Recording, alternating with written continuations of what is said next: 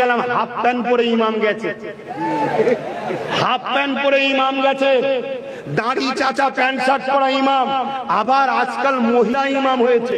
আজকে সুপ্রিম কোর্টে নওশাদ সিদ্দিকীও গেছে, আজকে সুপ্রিম কোর্টে 7-8টা রাজ্যের পক্ষ থেকে কেস হয়েছে, তারাদের নেতারা গেছে।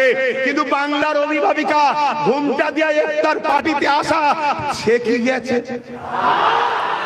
সে ইমামদের নিয়ে গেছে সেটিং করতে, সেই ইমামদের ঘরে ডেকেছে সেটিং করতে। বাঁচা বাবা, তোদের টাকা দিলাম, একটু বলবি নি আমাদের হয়ে?